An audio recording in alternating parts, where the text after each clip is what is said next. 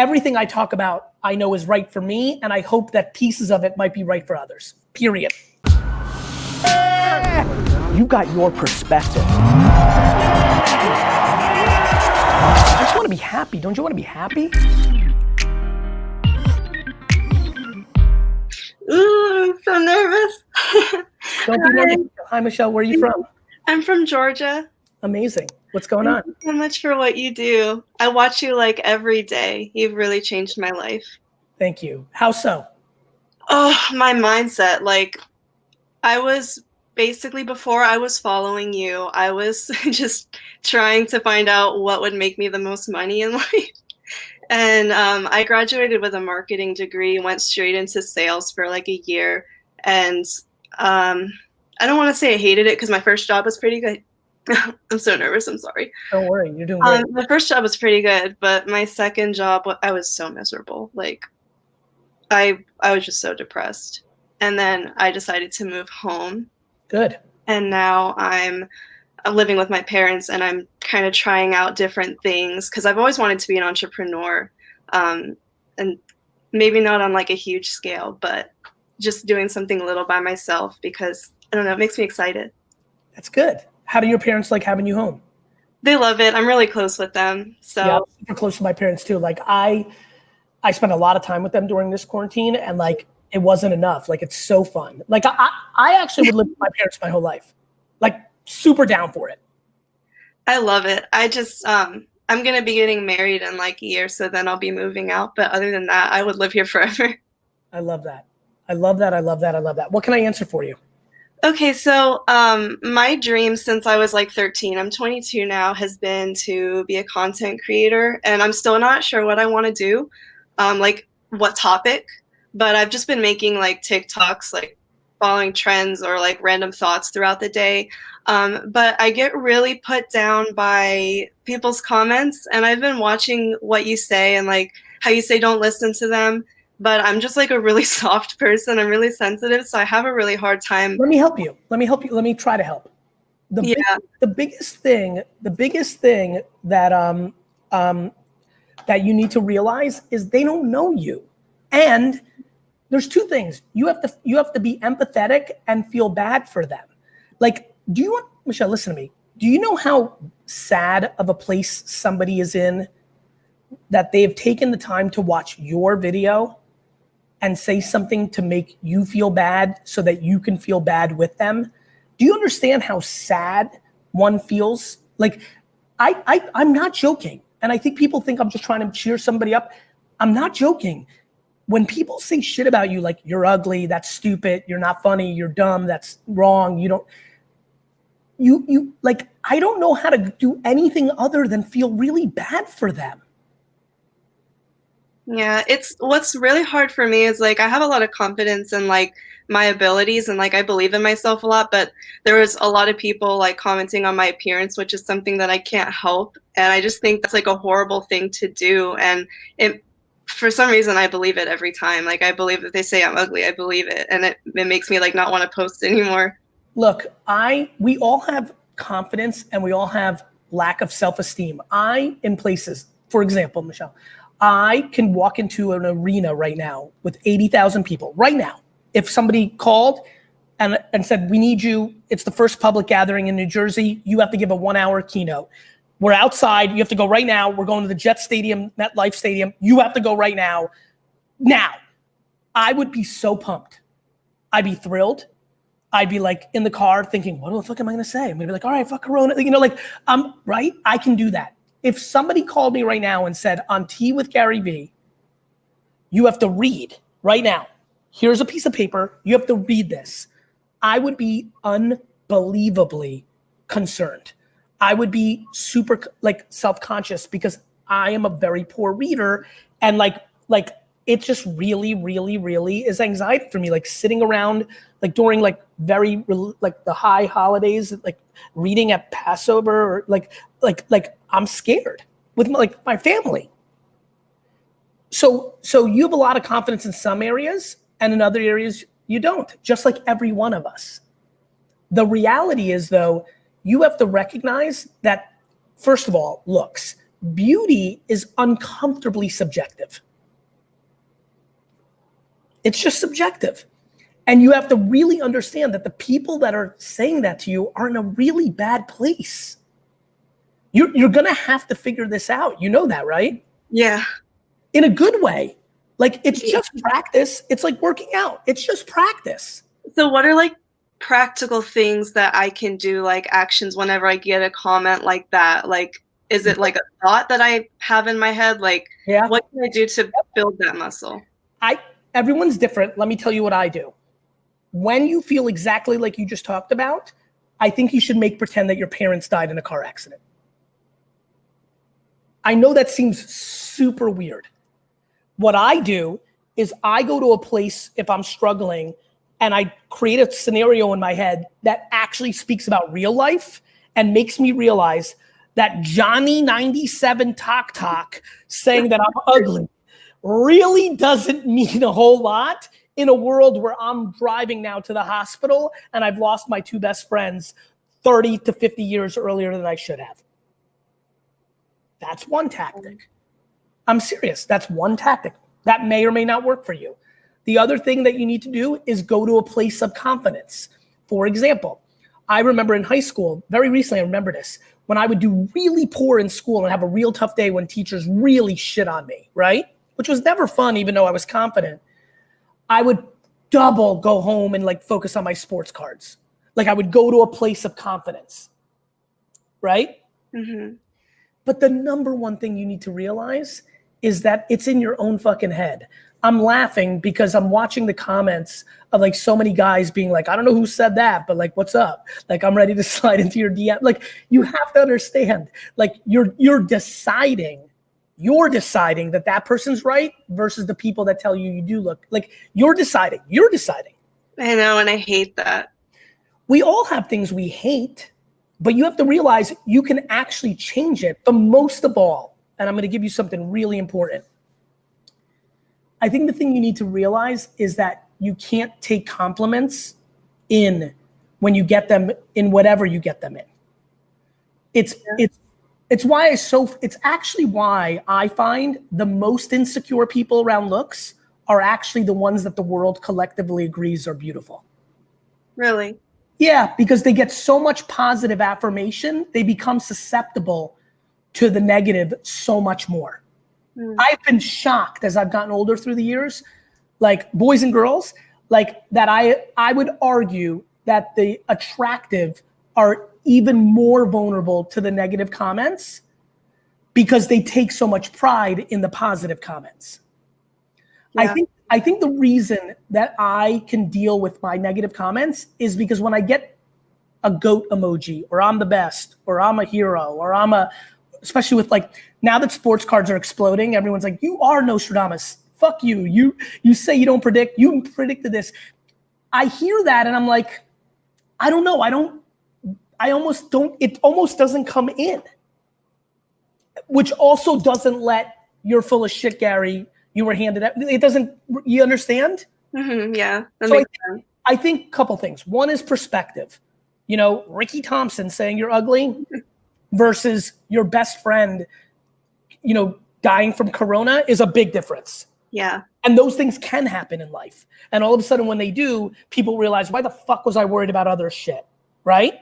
Mm-hmm. Number two, trying to really, really go to a place of positivity immediately as an immediate medicine. It's only a medicine because you got to really work on the macro. But when you feel it, immediately forcing yourself into places that make you happy as a quick juxtaposition, which sometimes makes you not dwell on the negative as long. Yeah. Number three, and the most important one, don't let compliments land either. Okay. I really appreciate that. Before I let you go, because I'm not letting you go that easy, what of those three resonate or don't resonate? Like, talk. I think all of them. I don't think I take compliments too like heavily. I think. What about in other categories? What about in other categories? Good grades. When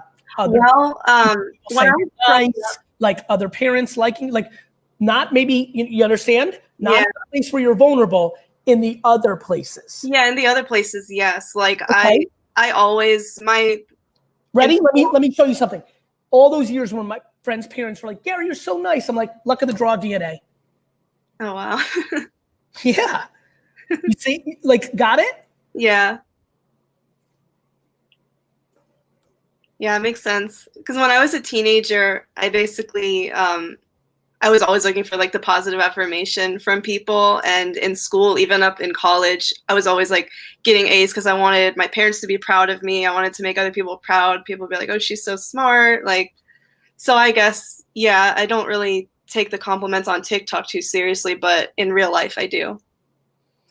What else? What about the perspective? What about literally understanding that somebody on TikTok that's like, why are you making these videos? You're so fucking ugly, versus the people you love more than life literally become terminally ill. Talk to me about that. Do you ever play that game? Have you ever done that?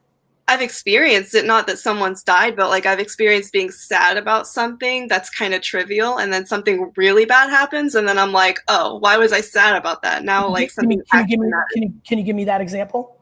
I can't remember exactly what happened, but I do remember being in that position a few times. Good. I'm trying to think of a specific time. Let me help you even more. If you can't think of a specific time, then the really bad thing wasn't really bad. I'm talking real shit with you. Yeah. No, really, this really helps me. And I know this one's a little weird. And sometimes when I put this out, people are a little weird with me on it. I'm like, look, listen, let the record be stated forever. Nothing I talk about do I think I'm right. Everything I talk about, I know is right for me. And I hope that pieces of it might be right for others. Period. End of story. Signature done. So back to what works for me. I'm talking about real shit. I'm talking about really imagining like the things that would make you cry. Yeah. Like, who do you love the most? Give it to me in the top 5 order. Good. My mom, my dad, my grandma, my sister, and my fiance. Great. Those 5 people dying. Ugh. Yeah. Like, tell me, like, I always do this. Like, on the day when you got your nastiest 50 comments on TikTok, you getting a phone call from your mom crying that your grandma died, how much do you give a fuck about TikTok? I would not care at all. That. Yeah.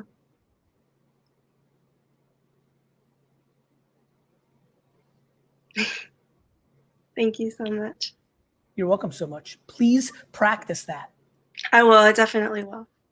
Want to pretend like I do multiple times a week, like sit there and almost meditate like, oh my God, this person died. I'll never see them again. Like, let it set in, because what happens then is when you go in your normal day, that other shit is fucking trivial. So you think about it even when something bad is not happening, like to just like throughout the day, if you're having a fine day, you just think about it? Michelle, I think about it every day, which is why every day is a good day. I like that. It was so funny when you just said when you're having a bad day. Every day I have bad things happen because I'm a very involved in the world person. People try to drag me down, business things go bad. You know, I have a 1,000-person company, company's getting sued. There's not a single day that I don't have things that would make other people, because I'm a real entrepreneur, I'm full like that. Like, you know, like every day I've got shit. But because I do what I told you, for me, a massively bad financial thing or like really like nasty situation feels less than one person on TikTok saying you're ugly to you right now, and I want you to be where I'm at badly. So they don't fucking matter. 89-year-old Michelle does not give a shit about Terrence 96's comment in 2020 on TikTok. Yeah. The fuck are you worried about being ugly or not being ugly anyway? You got a fiance. I know. I don't know why I care. Like, because I feel like here. social media have to be beautiful or people won't like them. What's that? I mean, you see how I think you said something super ludicrous that I want to talk about for a second. What did you just say? all the girls on TikTok that have like the following or people on YouTube, they look like models. I feel like that's the only way. You know what a model looked like 20 years ago? No. She was skinny as fuck, and her name was Kate Moss. Do you know what a model looks like now? She's curvy as fuck and looks like she's from fucking Brazil, or to your point, has the financial means to have so much plastic surgery that she can look like a different version of herself, or filters, or lighting, or angles. What are we talking about here? And listen, I will never go into these waters fully because, first of all, I'm not a woman. Second of all, there's so many dynamics in play here. But let me promise you waters that I'm very comfortable swimming in. Other people's opinions are the greatest way to go to unhappiness. One opinion, you of yourself, is the easiest way to get to happiness. You hold too much value in the collective outside world's opinion, and you need to systematically, from this day on, chip away at that and make them matter less. Okay. Because what you're doing is you're playing one big game of junior high and high school. Yeah, I hate it. I really hate it. You can't let your life, I watch 30, 40, 50, 60-year-olds every day still live in high school. I see 25-year-olds still living in high school. That's not fun.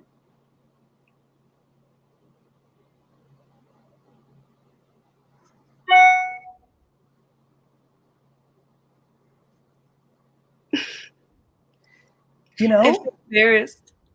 Embarrassed? You're fucking helping so many people right now. You're Really? the reverse.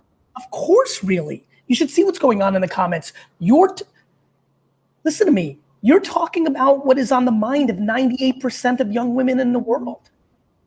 And I hate that it is. Like, I hope. What do you think you're any different than anybody else on this? Every single woman and guy, for that matter, under 25 is in this mindset. Yeah. People care too much. And now there's numbers around popularity. Yeah. I just wish people would, like, collectively, people would be valued for like how kind they are and how. What do you think we're trying to do out here? Huh? That's what I'm trying to do out here. Yeah. That's why you like my show. That's why I've helped you. We're not out here talking about numbers. I'm out here yelling that Facebook and Instagram and YouTube should hide the following count when I'm one of the biggest beneficiaries of it. I want it gone but by the way, this is not Facebook and TikTok and Instagram's fault. This is human beings' fault. Mm-hmm. We can't have our value tied up in other people's opinions. Ginger, a great community member, said metrics suck. They don't suck. Our interpretation of them suck. The following count and likes don't suck. We suck at valuing that over what we want to say and who we want to be in the world.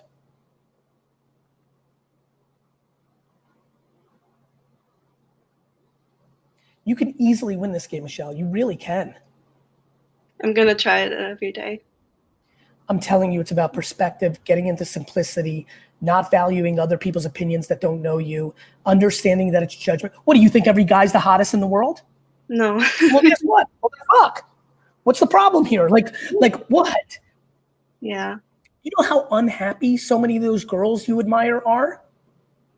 I have unlimited messages from them about their unhappiness.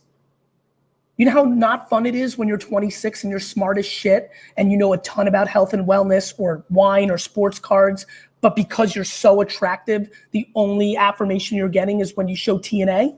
You know how sad that is? I can imagine. It's real. It's just like somebody who's wealthy, who was born into it, who's sad, and everyone's like, well, I'll take that. Everybody wants to live in somebody else's shoes until they live in somebody else's shoes. Yeah. There's unhappiness in every single way. You could be lucky that you're the version of what's beautiful at this moment. Let me promise you this. When I was in junior high, having a fat ass was not hot. You may get lucky that your looks are matching what the current world's version of beauty is, but that doesn't have anything to do with fucking happiness. Beauty is so fucking subjective. Yeah. I really want to get to a place where I don't care at all. The way not to care at all Looks is are to shallow. the way not to care at all is to value kindness and empathy. It's to value who somebody is, not what they look like. Yeah.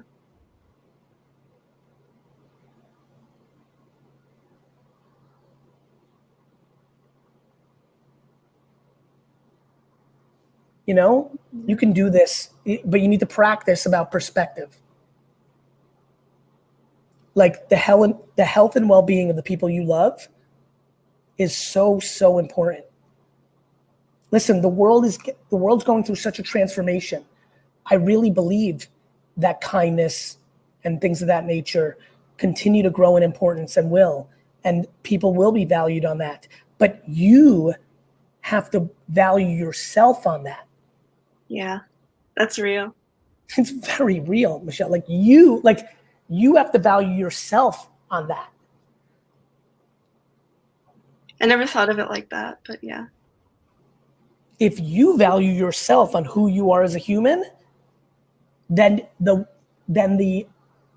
things about looks don't carry weight. Right now, you value too much looks.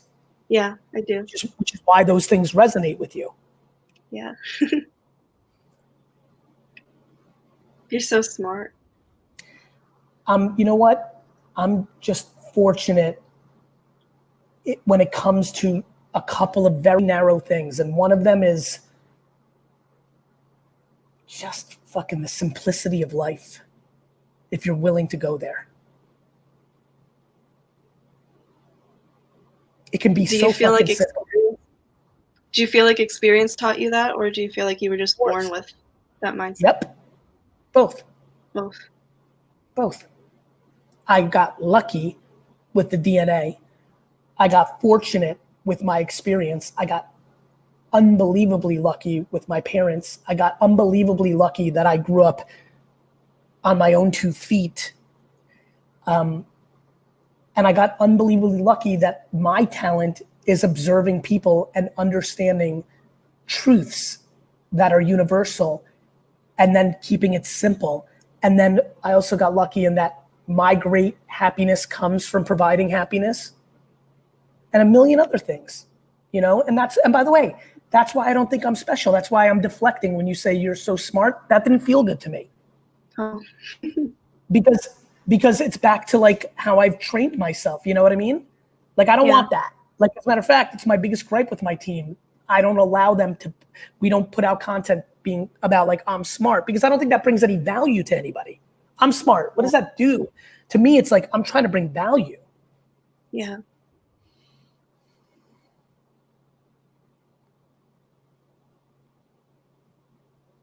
Please, please, please get your life into perspective. You'll be so happy you did. Every day. How old's your grandma? My grandma's 85.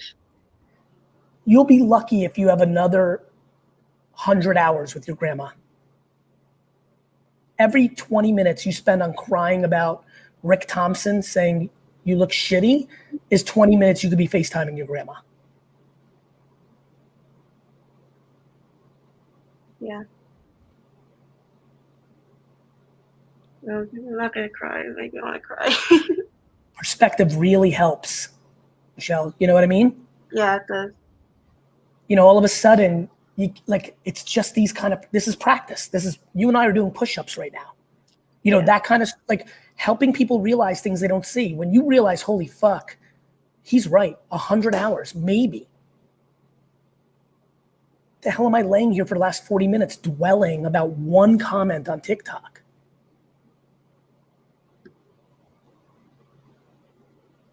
Yeah, that really put things in perspective. And it's those kind of things over and over. And not just the one time you were randomly on with Garyvee. No, next Thursday in the shower. You know, 2 weeks from now, randomly when it pops back up in your head. And then you practice and you practice and you practice. And what ends up happening is now you are FaceTiming your grandma. Now instead of dwelling, you are making your own content. So you're on offense instead of defense. And and all of a sudden, next thing you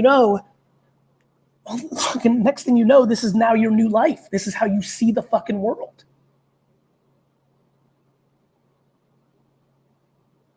Thank you. You're welcome. Is there anything that I can do to help you? When I tell you that if you can, one time when Paul shits on you, if you can just take that moment and put it into 85-year-old grandma time, that's a real win for me. I can do that.